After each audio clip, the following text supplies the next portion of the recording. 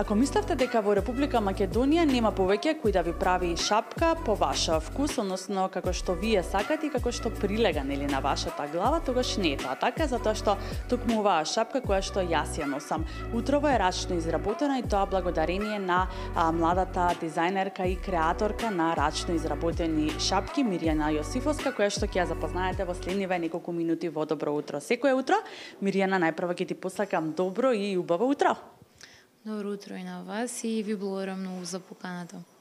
Мирјана, имаш навистина една нетипична професија, односно си имаш одлучено да се занимаваш со креирање, со дизајнирање и тоа на шапки. Како ти дојде до идејата токму да се занимаваш со оваа професија? Уште како од мала сакав да носам шапки и најверојатно моето прво сеќавање од тоа како носам шапки е кога баба ми дозволуваше мене и на брочетка ми заедно да ја чепкаме низ нејзиниот плакар. И после еден период почнав да носам шапки на мајка ми, на баба ми и кога сакав да купам шапка од македонски дизајнер, сватив дека такво нешто нема на нашиот пазар и баш и тоа за мене представуваше инспирација и мотивација да го основам и да го создам првиот македонски дизајнерски бренд за шапки. Од што најмногу црпиш инспирација кога ги создаваш шапките? Верувам дека и клиентите и сите оние кои што сакаат да носат рачно изработени шапки доаѓаат некогаш нели со своја идеја и со свој модел, односно имаат нели слика во главата како сакаат тоа да изгледа, но оние што ги правиш слободно нели од каде се црпиш инспирација? Генерално црпам инспирација од работи кои што се блиски на мене, до мене. Исто така често и од македонското културно и народно наследство. Па така, пример, првата колекција која што ја изработив, наречена Seven, беше инспирирана од 7 жени кои што модниот фотограф Хелмут Њутон ги има фотографирано. Втората колекција Полиња со лаванда беше инспирирана од полиња со лаванда кои што се наоѓаат во тиквешијата во земјава, каде што таму го сликавме модниот едиторијал за таа колекција, а последната колекција The Cycle, односно циклус, беше инспирирано од циклусот на животот, опишан преку боите во македонското народно наследство.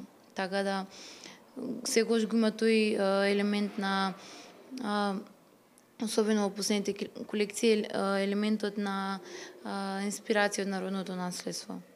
Мирјана, потекнуваш од градот под шапка и се занимаваш со креирање, односно создавање шапки. Оваа љубовта ти се родила кон шапките затоа што потекнуваш од градот под шапка или како?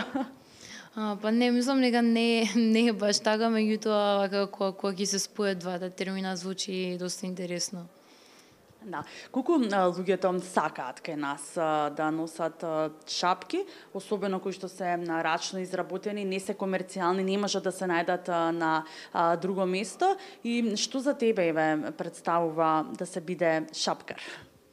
Па тука сватив дека има голема заинтересираност, има голема популација која што носи шапки, првично од помладата популација која што носи по-спортски модели, па се до повозрасната популација која што преферира по-класични, по-елегантни модели на шапки. Во однос на дизајнирањето што за мене представува шапкарство, мислам, би рекла дека еден начин на изразување, на еден начин на, мислам, од секогаш уште од мала возраст ме фасцинирал процесот на тоа како може да се создаде нешто од ништо, така да за мене создавањето е еден вид на човечка потреба. На нововистинско време, во време кога буквално изумираат занаетите во нашава земја, особено нели не може ни да се најдат луѓето порано кои што правеле нели шапки или престанале да прават или не се повеќе нели помеѓу нас, иако во земјава порано имало навистина доста луѓе кои што рачно креирале шапки и шешири, така нели отсликувале македонската, односно особено нели модата во нашава земја. Колку си барана сега, колку луѓето слушаат за тебе и на кој начин ти пристапуваат? Да, па мислам дека сега поради тоа што кај нас нема веќе и нема некој што го работи тоа како бизнес или како бренд, доста интересно е кога нели луѓето ќе одознаат тој факт или кога ќе спомнат нели единствена шапкарка или собственичка пример на бренд со шапки. Така да има многу интересна и позитивен прием кај публиката. Какви модели се имаш направено досега? Ги спомена твоите 3 колекции кои што ги имаш изработено досега, но што најмногу еве сакаат македонците да носат, односно луѓето кои што живеат нели во Македонија, и што најмногу сакаат, односно што најмногу бараат? Па генерално работиме, за сега имаме извадено 2 типа на шапки, односно 2 вида на капи. Првиот е бакет капа, а вториот тип е на баретки. И генерално помладите се тие кои што ги носат по-класичните, односно повеќе бакетите или баретките, додека пак повозрасната публика се тие кои што ги носат тие по-класични и поголеми и подраматични шапки. Мирјана, оно што е интересно, покрај тоа што креираш и создаваш, правиш македонски бренд, односно домашно производство, што е навистина е за поздрав за една млада девојка како тебе, ти во твоето производство се одлучуваш и да користиш што е можно помалку отпад, односно буквално сакаш секој материјал да биде употреблив понатаму, и покрај тоа што правиш нели шапки, материјалот кој што останува од нив го пренаменуваш. Да, точно, значи во идентитетот на мојот бренд е употребата на материјали кои што се од природно потекло или пак материјали кои што може да се рециклираат. Па поради тоа зимските шапки, односно шапките кои што се наменети за поладен период, се изработени 100% сертифицирана македонска волна, на која што и при процесот на изработка на овие шапки употребуваме техника на кроење наречена нула отпад, со цел да останат колку што е можно помалку отпад, а од останатиот отпад го употребуваме, искористуваме волнени стегачи за коса. Додека пак за летните шапки ги изработуваме од волна, свила и лен и вискоза, и со така со нив изработуваме и 100% свилени стегачи за коса, кои што исто така се изработени со техника за кроење нула отпад и на крајот не останува никаков отпад. Да, навистина е ова за поздрав, затоа што е на млада личност, свесна нели за екологијата и за отпадот нели кој што сите ние понекогаш и подзабораваме колку многу отпад создаваме. Мирјана, што ти е најтешко во твојата работа, од самиот процес нели на креирање на моделот, прво нели на дизајнирање, па подоцна и на креирање и на негово создавање?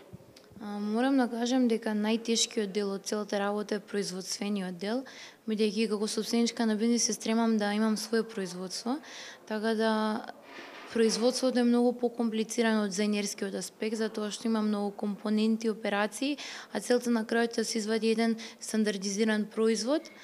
Исто така тука би ја кажала и бариерата која што ние имаме, а тоа е пласирањето на наши производи на европскиот пазар и бариерата на еврозоната, како што се нели царини, методи на плаќања, така да тоа се потешкотиите со кои што јас се соочувам.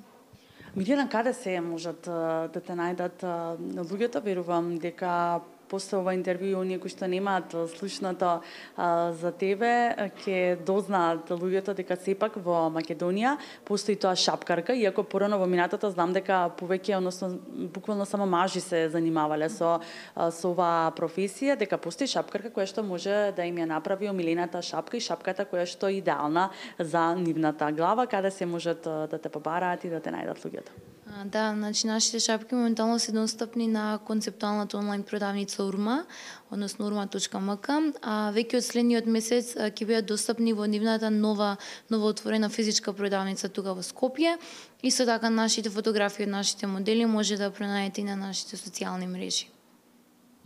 Ти благодарам, Мирјана, за одвоеното време. Ти посакувам да имаш уште многу успеси, да бидеш што е можно повеќе позната и барана во нашава земја, но секако и да се пласираш и на европскиот пазар, покрај сите оние бариери и потешкоти нели со кои што се соочувате сите вие како креатори и млади дизајнери во нашава земја. Ми беше задоволство и ви благодарам за поканата.